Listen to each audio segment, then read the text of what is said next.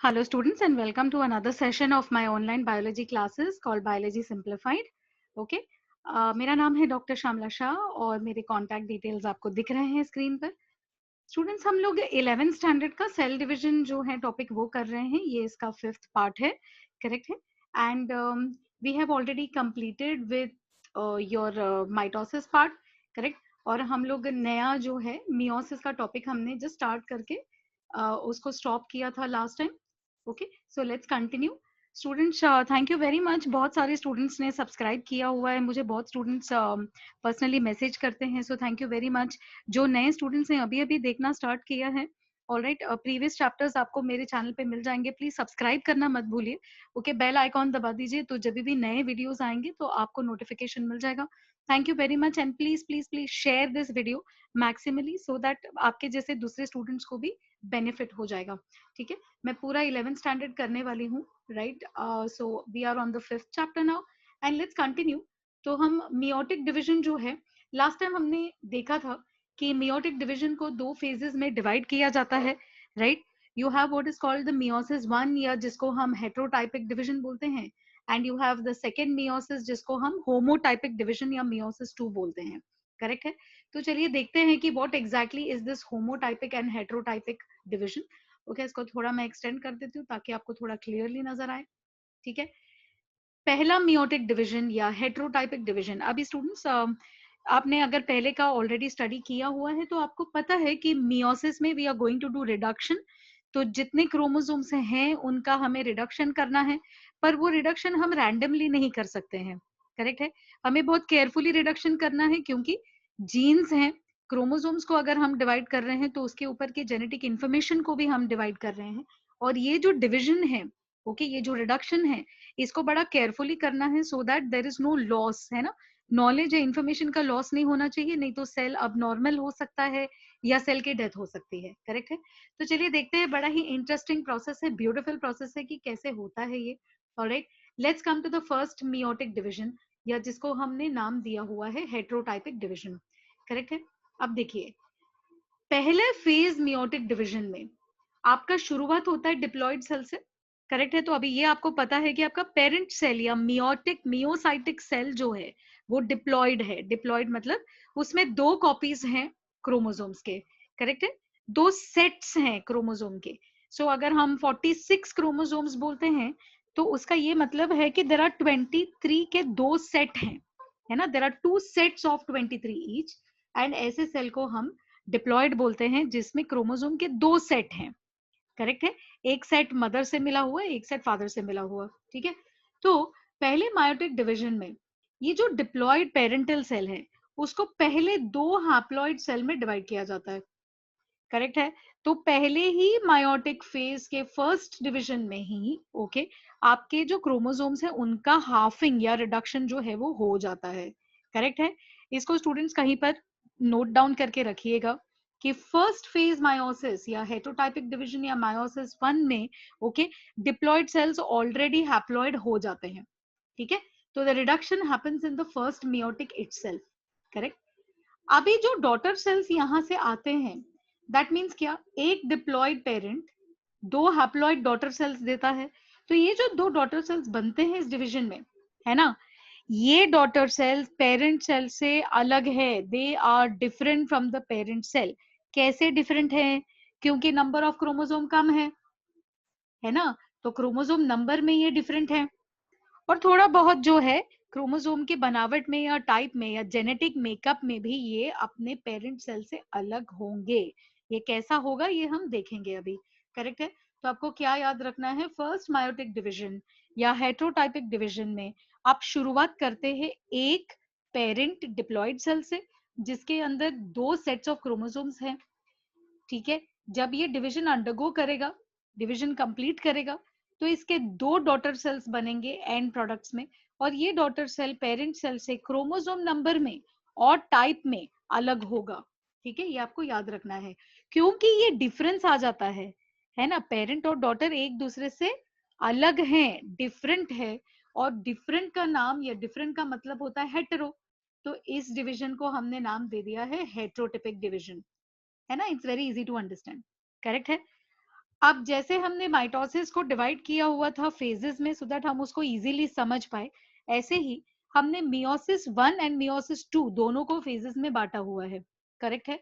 तो मियोसिस 1 के फेजेस को हम नाम देते हैं prophase 1, metaphase 1, anaphase 1 and telophase 1, and you have cytokinesis 1, है ना। साइटोकाइनेसिस क्या था? जब भी साइटोप्लाज्म का डिवीजन होता है। तो स्टूडेंट्स आपको याद क्या रखना है इसमें, है ना, माइटोसिस का जो प्रोसेस आपने पढ़ा है कि सेल का डिवीजन पहले कैरियोकाइनेसिस होगा, मतलब पहले न्यूक्लियस डिवाइड होगा, फिर साइटोकाइनेसिस होगा, मतलब फिर साइटोप्लाज्म डिवाइड होगा और दो सेल्स बनेंगे। ये आप माइटोसिस में पढ़ चुके हैं ना। अभी यही चीज मियोसिस में होता रहेगा, करेक्ट है। मायोसिस पार्ट 1 में भी सेम वे होगा कि आपका पेरेंटल सेल, डिप्लॉयड सेल, पहले उसका न्यूक्लियस जो है वो दो में स्प्लिट होगा, करेक्ट है, और फिर साइटोप्लाज्म स्प्लिट होगा। एट द एंड आपको दो डॉटर सेल्स मिलेंगे जिसके number of chromosome and type of chromosome different होंगे, करेक्ट है। तो पहले कैरियोकाइनेसिस होगा, फिर साइटोकाइनेसिस होगा, राइट। तो एक्चुअली ये जो प्रोफेज 1, मेटाफेज 1, एनाफेज 1, टेलोफेज 1 है ना, ये कैरियोकाइनेसिस पार्ट 1 के सब फेजेस हैं। उसके बाद साइटोकाइनेसिस होगा, करेक्ट है। हमने पार्ट वन क्यों लिखा है? क्योंकि हम डील कर रहे हैं मायोसिस पार्ट 1 या हेट्रोटाइपिक डिवीजन से, है ना। कंफ्यूज नहीं होना है, बस बड़े ही आराम से स्टेप वाइज इसको स्टडी करना है। इट इज नॉट कंफ्यूजिंग, बस नाम बड़े बड़े हैं, ओके, थोड़े से डरावने लगते हैं लेकिन है नहीं, बहुत सिंपल कंसेप्ट है। सो फर्स्ट मियोटिक डिवीजन या हेट्रोटाइपिक डिवीजन या मियोसिस 1 के हम फेजेस कर रहे हैं, ठीक है। क्योंकि मियोसिस 1 माइटोसिस जैसे ही है, पहले उसका न्यूक्लियस डिवाइड होगा सेल का, और उसके फेजेस हैं प्रो 1, मेटा 1, एनाफेज 1, टीलोफेज 1। उसके बाद साइटोकाइनेसिस पार्ट 1 होगा और मियोसिस 1 को हम कंप्लीट करेंगे, ठीक है। चलिए अभी देखते हैं फटाफट कि क्या फेजेस है। अब देखिए प्रोफेज 1, है ना, प्रोफेज 1 मायोटिक फेज 1 का सबसे लंबा फेज है, करेक्ट है। इसमें बहुत सारे इंपॉर्टेंट चेंजेस होते हैं, और ये फेज को क्यों इतना लंबा है? क्योंकि ये फेज में, ओके, क्रोमोसोम्स जो हैं, ये हाफिंग या डिवीजन, रिडक्शनल डिवीजन जो है वो यहाँ पर होगा, करेक्ट है। और जैसे कि मैंने आपको पहले ही बताया था, क्योंकि हम जीन्स के साथ में डील कर रहे हैं, डीएनए के साथ में डील कर रहे हैं, तो हमको ये फेज बड़े ही आराम से, बड़े ही स्लोली, बड़े ही केयरफुली, ओके, बहुत ध्यान से करना है। नहीं तो अगर जरा सा भी जेनेटिक्स में प्रॉब्लम हो गया तो क्या होगा कि सेल को या तो बीमारी आ जाएगी, डॉटर सेल को, या तो डॉटर सेल मर जाएगी, करेक्ट है। So we have to be very careful, correct. तो चलिए इसके फेजेस के सिग्निफिकेंट फीचर्स देख लेते हैं। तो ये फेज जो है ये बहुत ही लंबे टाइम के लिए है, लॉन्ग ड्यूरेशन है, ठीक है। इसके इंपॉर्टेंट फीचर्स या सिग्निफिकेंट फीचर्स जो स्पेसिफिकली मायोसिस में ही होते हैं, ये कौन से हैं ये देख लेते हैं। प्रोफेज 1 को क्योंकि बहुत लंबा है, हमने फर्दर स्टडी करने के लिए इनको 5 छोटे छोटे सब स्टेजेस में बांटा हुआ है, करेक्ट है। ये स्टेजेस क्या है? Leptotene, zygotene, pachytene, diplotene, डायाकाइनेसिस, correct है। तो प्रोफेज 1 के ही 5 फर्दर छोटे छोटे फेजेस हैं जिनका नाम है leptotene, zygotene, pachytene, diplotene, diakinesis, okay. Lep, zy, pach, dip, dia, correct. तो लास्ट के दोनों डी डी हैं, and then you have leptotene, zygotene, pachytene, diplotene, diakinesis, correct. तो इसको फटाफट से याद कर लीजिए, फटाफट याद कर दीजिए, okay. Lepto, zygo, pachy, diplo, diakinesis, correct. Now let's see. हाँ स्टूडेंट्स, इंपॉर्टेंट चेंजेस जैसे मैं बार बार आपको स्ट्रेस करती जा रही हूँ कि पर्टिकुलर फेज के जो क्रूशियल या की स्टेजेस हैं वो आपको आंसर में लिखना जरूरी है from the board point of view, correct है। और आगे जाके नीट का जब भी हम करेंगे तो उस टाइम पे हम और भी क्रूशियल फीचर्स पे ध्यान देंगे, करेक्ट है। तो अभी अगर आप मेजरली कर लेंगे तो आगे आपके लिए इजी होगा। लेप्टोटीन के मेजर फेजेस देख लेते हैं। न्यूक्लियस का जो वॉल्यूम है, ओके, वो बढ़ जाएगा। वॉल्यूम मतलब न्यूक्लियस के अंदर का जो लिक्विड है वो इंक्रीज होगा, धीरे धीरे न्यूक्लियस जो है फूलने लगेगा, है ना। वॉल्यूम बढ़ जाएगा, उसके अंदर के जो इंपॉर्टेंट एंजाइम्स हैं, प्रोटीन्स हैं, ओके, ये सारी चीजें जो है वो बढ़ना स्टार्ट हो जाएगी, करेक्ट है। Okay, so volume of the nucleus will increase. Chromosomes काफी डिस्टिंक्ट हो जाते हैं, डिस्टिंक्ट मतलब क्लियर।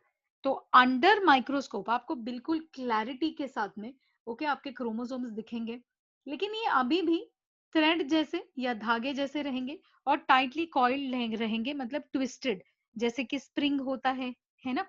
तो डिस्टिंक्ट रहेंगे, दिखेंगे, लेकिन ये अभी भी लंबे धागे जैसे और कॉइल्ड स्ट्रक्चर में रहेंगे, करेक्ट है।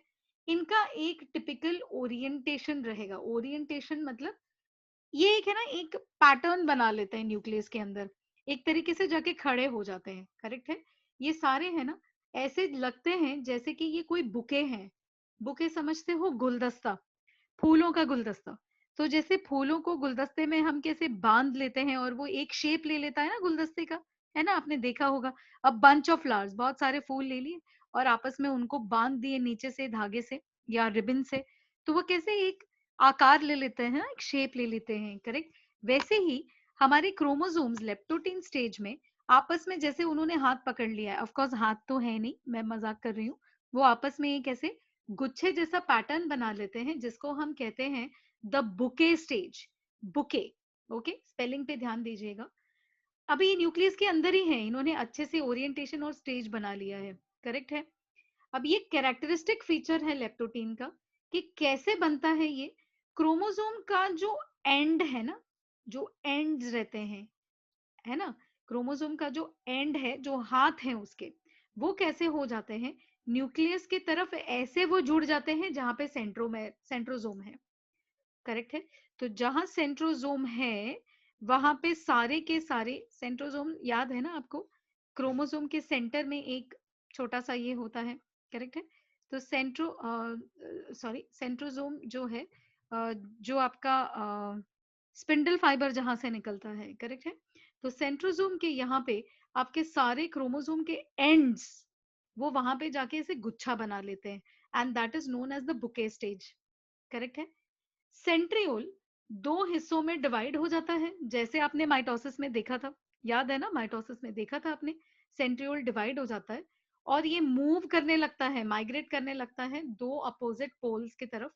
तो सेल के एक साइड में आपके पास एक सेंट्रियोल, दूसरे साइड में दूसरा सेंट्रियोल होगा। Let me see if I can get a diagram of it. ये प्रोफेज 1 है, यहाँ पे बहुत क्लैरिटी है नहीं डायग्राम में।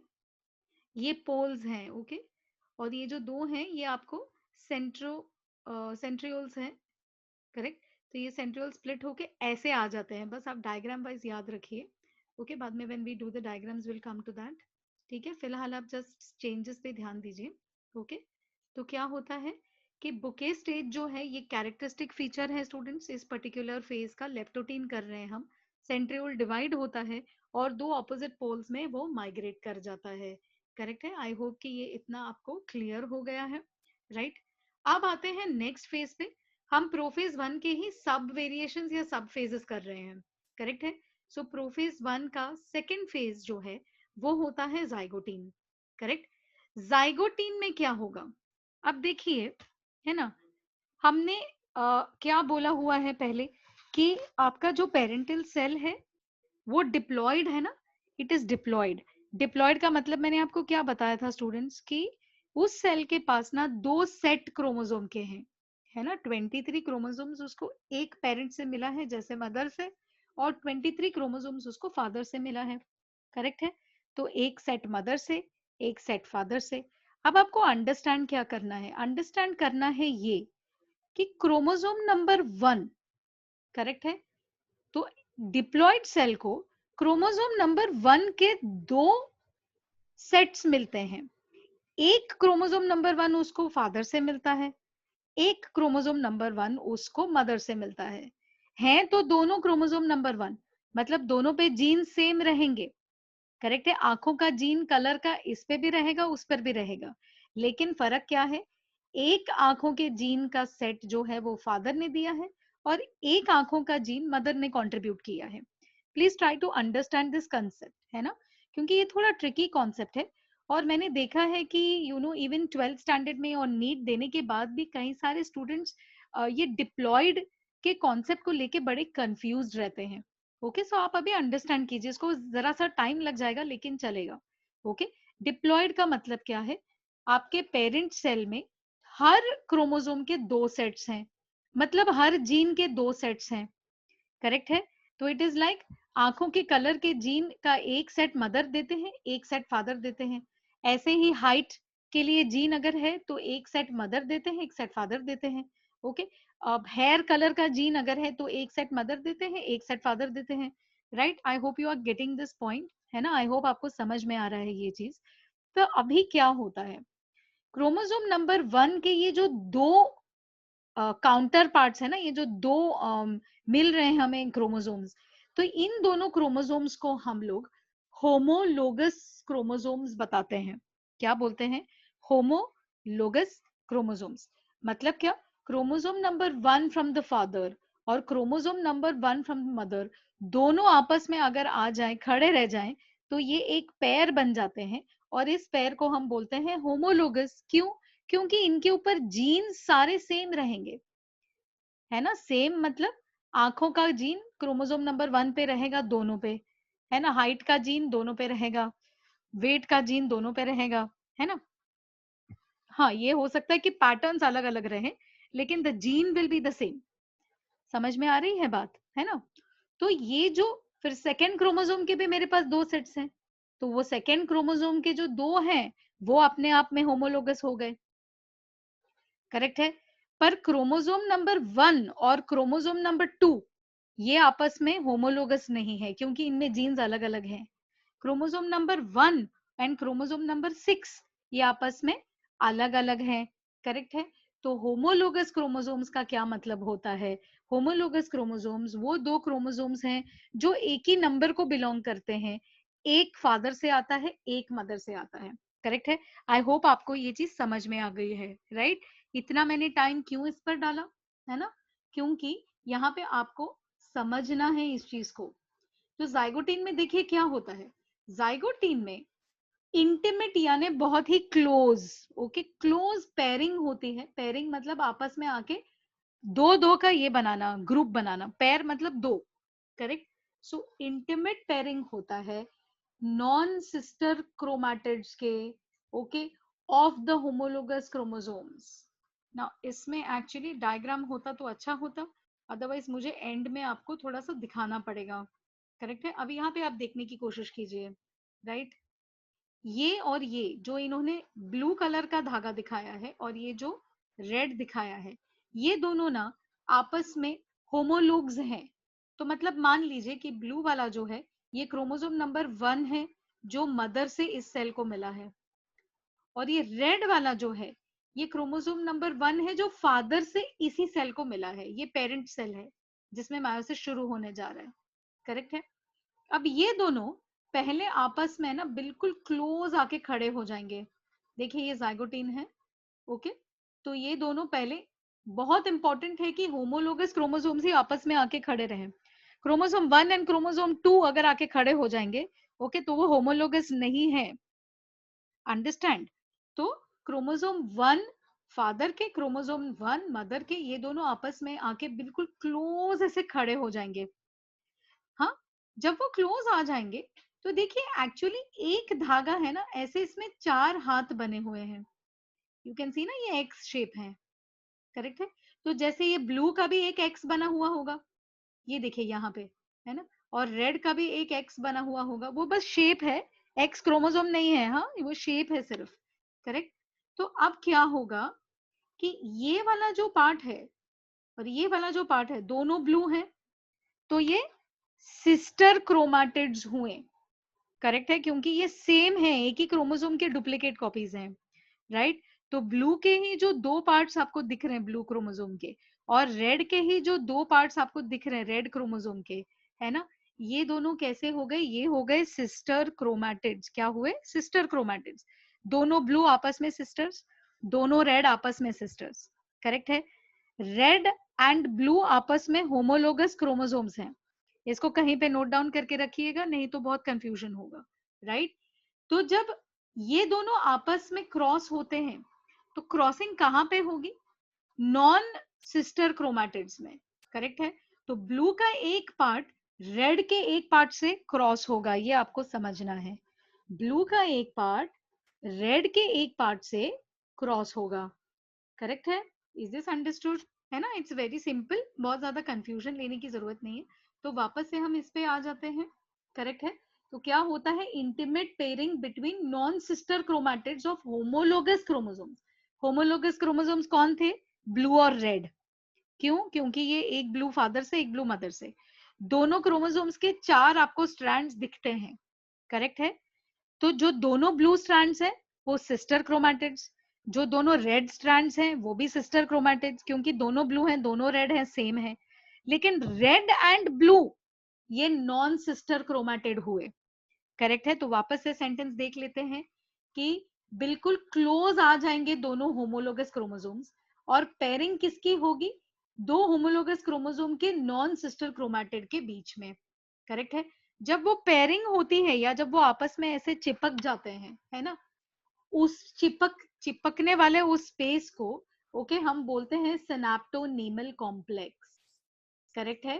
तो एक्चुअली आप क्या कर रहे हैं, आप दो क्रोमोसोम्स में आपस में एक दूसरे को थोड़ा सा एक्सचेंज करने वाले हैं।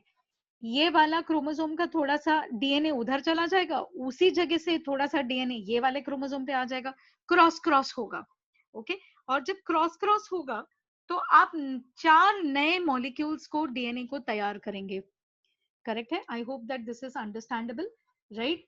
तो ये जो पेयरिंग है या ये जो ग्रुपिंग है, इस पेयरिंग या ग्रुपिंग को हमने नाम दे दिया है सिनेप्टोनीमल कॉम्प्लेक्स, करेक्ट है? इस पेयरिंग को हमने नाम दिया हुआ है सिनेप्सिस। हर पेयर में एक मैटरनल क्रोमोसोम आता है, मैटरनल मतलब जो मदर से आ रहा है, और एक पैटर्नल क्रोमोसोम आता है, पैटर्नल मतलब जो फादर आ रहे हैं, करेक्ट है? ये जो क्रोमोसोमल पेयर्स हैं जो आपस में आपको दिख रहे हैं, इनको नाम देते हैं बाईवैलेंट या टेट्राड। अभी वापस से मैं आपको डायग्राम दिखाती हूँ। यहाँ पे आपको 4 स्ट्रैंड्स दिख रहे हैं, डायग्राम थोड़ा सा ब्लर्ड है, I am sorry, okay? But मैं आपको है ना at the end of this मैं आपको वापस से एक नया स्लाइड टाइप में बना के दिखाती हूँ डायग्राम्स, ओके, जो मैं नेट से लूंगी, सो दैट आपको थोड़ा क्लियर हो जाए। अभी के लिए just try to understand, okay, from the textbook first, ठीक है? यहाँ पे आपको 4 लाइंस दिख रहे हैं, 2 ब्लू है ना और 2 रेड, करेक्ट है? यहाँ पे और थोड़ा क्लियर है, 2 ब्लू 2 रेड, राइट? ये दिख रहे हैं, करेक्ट? तो ये जो ब्लू के 2 स्ट्रैंड्स हैं ये ब्लू के सिस्टर क्रोमैटिड्स हैं, जो रेड के 2 स्ट्रैंड्स हैं ये रेड के सिस्टर क्रोमैटिड्स हैं। ब्लू और रेड आपस में नॉन सिस्टर क्रोमैटिड्स हैं, करेक्ट है? पूरा ब्लू क्रोमोसोम और पूरा रेड क्रोमोसोम आपस में होमोलोगस हैं, करेक्ट है? अगर होमोलोगस नहीं है तो ये ऐसे आपस में एक्सचेंज नहीं कर सकते टुकड़े, करेक्ट है? और जब ये आपस में ऐसे चारों आ जाते हैं ना, चारों स्ट्रैंड, तो 4 स्ट्रैंड है, इसीलिए नाम है टेट्राड। और 2 क्रोमोसोम हैं तो नाम है बाईवैलेंट। ये 2 क्रोमोसोम है ना एक्चुअली, जिनके 4-4 स्ट्रैंड्स दिख रहे हैं हमको, है ना? तो क्योंकि 4 स्ट्रैंड्स हैं या 4 लाइंस हैं तो नाम आपको दिया गया है टेट्राड। टेट्राड मतलब 4 का सेट। एंड क्योंकि 2 क्रोमोसोम्स हैं, एक ब्लू एक रेड, तो नाम दिया गया है बाईवैलेंट, करेक्ट है? आई होप कि ये आपको थोड़ा सा क्लियर हो गया होगा, है ना? हम एंड में वापस से इसको रिवाइज करेंगे, डोंट वरी, पहले आप जस्ट अंडरस्टैंड कीजिएगा। तो ये हो गया जाइगोटीन, है ना? अगेन हम देखते हैं जाइगोटीन में क्या होता है। Non sister chromatids homologous chromosomes के आपस में बिल्कुल करीब आ जाते हैं, so the red and the blue chromosome, है ना, लाल और नीला जो क्रोमोसोम्स हैं, है ना, ये हो गए होमोलोगस क्रोमोसोम्स। एक लाल और एक नीला जो धागा है ये आपस में कहलाते हैं नॉन सिस्टर, क्योंकि अलग अलग है, एक फादर से आया है एक मदर से आया है, तो ये सेम नहीं है, इसीलिए नॉन सिस्टर, करेक्ट है? ये आपस में कनेक्ट हो जाते हैं, वो कनेक्शन के एरिया को हमने नाम दे दिया है सिनेप्टोनीमल कॉम्प्लेक्स, है ना? और जो कनेक्शन पॉइंट्स हैं उनको हमने नाम दे दिया है सिनेप्सिस, ठीक है? हर एक पेयर में एक फादर से मदर से क्रोमोसोम आता है जिसको हमने मैटरनल नाम दे दिया है, और एक फादर से आता है जिनको हमने नाम दे दिया है पैटर्नल। क्रोमोसोम के ये जो पेयर्स हैं इनको हमने नाम दिया है बाइवैलेंट, क्योंकि 2 क्रोमोसोम्स है। तो टेट्राड क्यों आया? क्योंकि उसमें 4 धागे दिख रहे हैं, 2 ब्लू मतलब 2 नीले और 2 लाल, है ना? तो 4 हो गए, इसीलिए हमने नाम दे दिया है टेट्राड। यस और नो? करेक्ट है? ओके, तो यहाँ तक हम इस पर्टिकुलर पार्ट को स्टॉप करते हैं। ओके, ये वीडियोस मैंने थोड़े से शॉर्टन किए हैं क्योंकि हर एक स्टेज सो दैट आपको क्लियरली आपको अंदाजा आ जाएगा। At the end of this मैं वापस से मियोसिस के प्रॉपर जो है स्लाइड्स मैं आपको बताऊंगी, सो दैट मैं उसको एक अलग एक 5-10 मिनट्स का अलग रिविजन स्लाइड लेके मैं बना दूंगी उसको। ठीक है, तो यहाँ तक स्टूडेंट्स मेरा रिक्वेस्ट है कि उसको अच्छे से ये पर्टिकुलर पार्ट को स्टडी कीजिए क्योंकि ये थोड़ा टेक्निकल है और इसमें काफी सारा इंफॉर्मेशन है। Okay, thank you very much students, keep studying. और अगर आपको वीडियोस अच्छे लगे तो प्लीज प्लीज सब्सक्राइब करना मत भूलिएगा, लाइक करना मत भूलिएगा। आपको अगर कोई भी कंटेंट चाहिए बायो में तो मुझे कमेंट कीजिए, या तो मुझे डायरेक्टली व्हाट्सएप कर सकते हैं या कॉल कर सकते हैं। Okay, thank you very much and please spread the channel को पॉपुलराइज कीजिए सो दैट मैं बहुत सारा और कंटेंट भी आपके लिए कर सकूं। Thank you very much students and keep studying.